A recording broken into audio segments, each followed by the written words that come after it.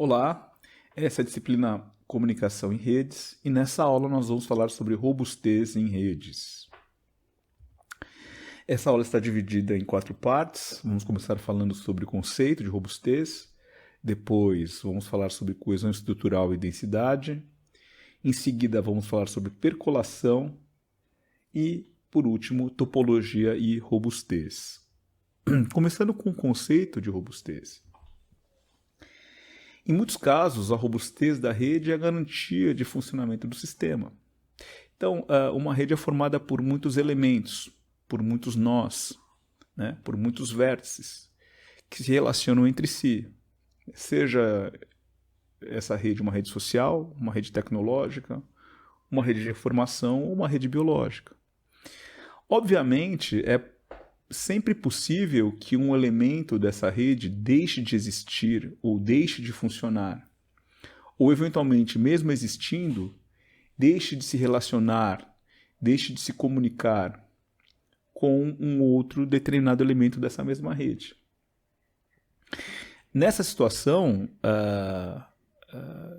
em que um elemento deixa de existir, portanto, um vértice deixa de existir, ou uma aresta deixa de existir, isso não significa necessariamente que essa rede vai deixar de existir ou de funcionar. E ao contrário, né? Não significa e desejadamente, idealmente, se deseja que essa rede não deixe de funcionar, né? E a capacidade da rede de resistir ao desaparecimento desses vértices ou de arestas, de nós e de laços, de elementos e da relação que eles tecem entre si, é o conceito de robustez, ou seja, o quanto a rede aguenta a perder nós e laços, né? O quanto a rede resiste é chamada de robustez. Então, isso é muito importante de se conhecer, né? Pensando, por exemplo, para sair um pouco dos exemplos de redes sociais e tecnológicas de informação, que normalmente são os exemplos que a gente usa mais na disciplina, pense numa rede de proteínas numa célula, né? Eventualmente, uma proteína pode ser produzida de forma errada pela célula, né? Então, nesse fenômeno de tradução, seja pelo motivo que for, uma proteína pode não ser produzida adequadamente. Isso significa necessariamente que a rede toda vai deixar de existir? Idealmente, não. Até para que haja mecanismos de conserto, né, de reequilíbrio, é preciso que a célula continue viva, né? E para que isso aconteça, essa rede de proteínas que garantem o funcionamento da célula não pode deixar de existir, né?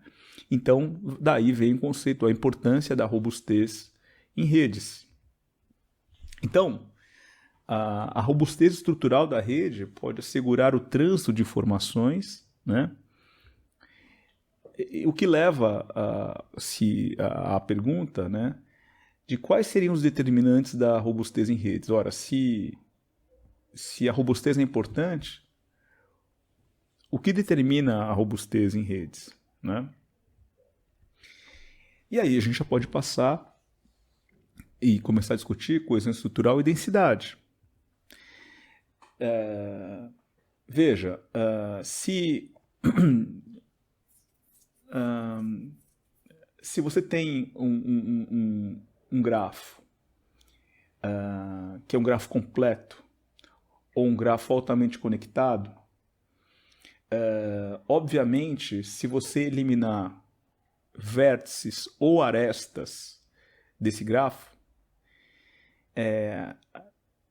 nessa condição, esse grafo é mais resistente a gerar componentes conexas disjuntas ou subgrafos, né, do que se você tiver uma situação em que você tem, digamos, apenas um mínimo de arestas, né? Aqui não é um caso de mínimo de arestas, porque o número mínimo de arestas é n-1 em relação aos vértices, né? Mas digamos que esse grafo da direita é um grafo muito menos conectado do que o grafo da esquerda, obviamente, né? Então, se eu elimino um vértice ou uma aresta do grafo da esquerda, a chance de eu acabar com a rede, né? Desconectar a rede, é muito menor no grafo da esquerda do que no grafo da direita, certo? E aí a gente passa, né, pelo conceito de densidade, né? Pensando num número fixo de vértices, quanto mais arestas eu tiver, né, como a gente mostrou, mais difícil, mais robusta será a minha rede, né? Então, o cálculo da densidade é feito com a relação, né, do número de conexões reais da rede, né, pelo número de conexões potenciais de rede, o número máximo de conexões de rede. Então a gente já sabe que num grafo não direcionado, né, com arestas não direcionadas, o número máximo de arestas que a gente pode ter é n vezes n-1 sobre 2, né? Então, em relação ao número de vértices, se você sabe o número de vértices, você sabe qual que é o número máximo de arestas que você pode ter ali. Que é, portanto, o que a gente tem aqui, o número de conexões potenciais da rede. Então, se você tem o número de conexões que existem, você faz essa razão e essa é a densidade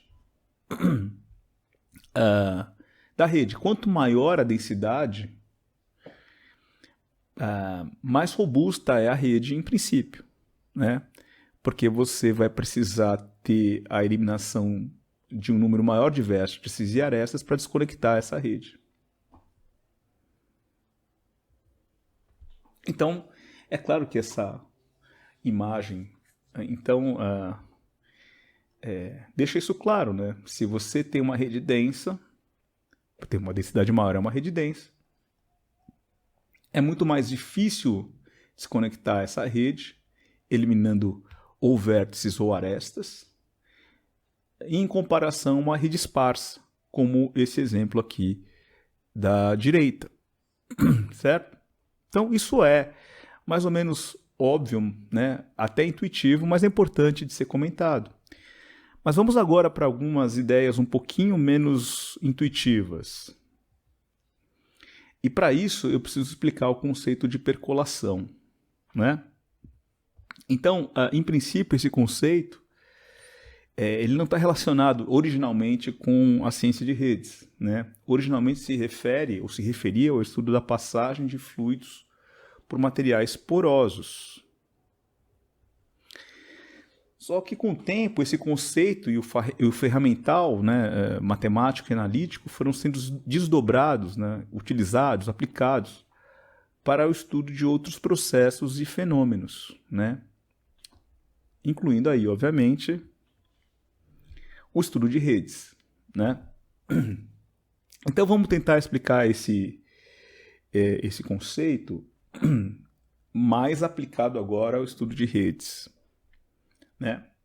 Então vamos imaginar que você está que você tá de um lado do rio, aqui em cima onde eu estou apontando com o mouse, né, a parte de cima desse tabuleiro de xadrez, certo?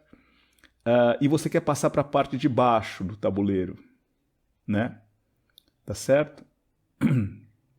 Só que você só pode fazer isso passando pelos quadrados, pelas casas marcadas aqui em cinza, certo?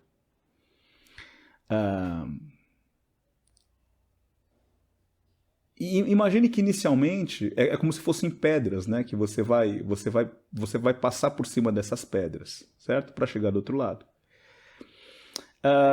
Imagine que a gente começa com esse tabuleiro todo em branco, né? E eu sorteio se a casa vai ficar branca ou preta, com uma determinada probabilidade, né? Então vamos imaginar assim, inicialmente, se todas as casas são brancas, não tem como eu passar utilizando casas pretas aqui, ou cinzas, né, até o outro lado.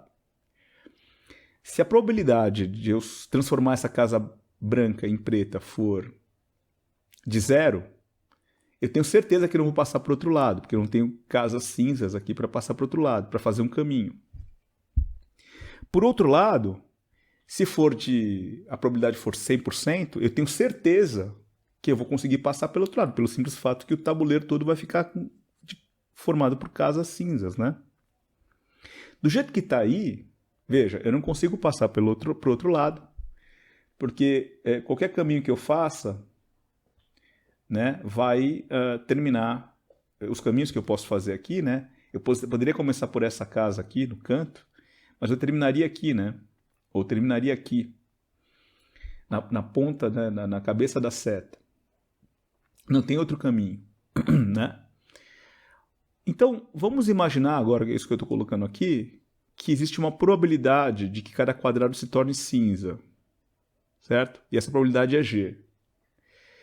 Qual a probabilidade P de se conseguir atravessar rio em função de G? Ou seja, em função da probabilidade das casas se tornarem cinzas. Bom, a gente acabou de dizer, quanto maior a probabilidade da casa se tornar cinza, maior a probabilidade de eu passar para o outro lado. Nos extremos, se a probabilidade de a casa se tornar cinza for 0, a probabilidade de eu passar para o outro lado é 0. Se a probabilidade da casa se tornar cinza for 1, 100%, a probabilidade de eu passar para o outro lado, de eu achar um caminho para passar para o outro lado, é de 100% também. Então, eu poderia imaginar que se eu fizesse um gráfico, né, da probabilidade de conseguir passar pelo outro lado, a partir da probabilidade das casas se tornarem cinzas, poderia ser uma reta? Pois é, não é uma reta. O que você vai encontrar, e isso é muito interessante, é uma função logística, uma função do tipo sigmoide. É essa função que define a probabilidade de passar para o outro lado em função da probabilidade dessas casas se tornarem cinzas. Qual é a ideia que a gente tira daqui, né? É que existe uma faixa de probabilidades aqui, né? Por exemplo, se eu começar com 0,1 e passar para 0,2, não faz quase diferença do ponto de vista probabilístico. A chance de eu passar para o outro lado é muito pequena, né? Então, se eu passar de 0,1 para 0,2, talvez não faça diferença nenhuma. Da mesma forma que se eu passar de 0,9 para 1, a probabilidade é muito alta. Também não faz diferença. Entretanto, tem um valor intermediário aqui, em que essa probabilidade, se ela for um pouco maior, ela aumenta muito, se a probabilidade dessa casa se tornar cinza for um pouco maior, ela aumenta muito a probabilidade de eu achar um caminho para passar de um lado para outro desse tabuleiro ou atravessar esse rio nesse exemplo, passando pelas pedras. Tá? E se vocês forem analisar, pensar um pouquinho, essa é, na verdade, uma forma análoga a construir uma rede. Portanto, desconstruir uma rede acaba se tornando um processo oposto, mas que segue basicamente as mesmas regras, as mesmas formalizações. Certo? É claro que tudo depende de como você conceitua uma rede, né? Eu poderia imaginar aqui a rede formada por quadrados que estão adjacentes na vertical e na horizontal. Então ele vai ter, cada quadrado vai ter 4 vizinhos, certo? Porque só tem um vizinho em cima e embaixo, de um lado e de outro. Eu posso considerar como vizinhos todos os acima e abaixo, de um lado e do outro, e das diagonais. Então, nesse caso, eu teria 8 vizinhos, né? Os quadrados centrais têm 8 vizinhos, e assim por diante. Então depende de como você conceitua isso. Mas, de certa forma, montar uma rede e desmontar uma rede segue basicamente esse princípio, o princípio de percolação. Nós vamos falar sobre topologia e robustez, né? Como a robustez se relaciona com a topologia no próximo vídeo.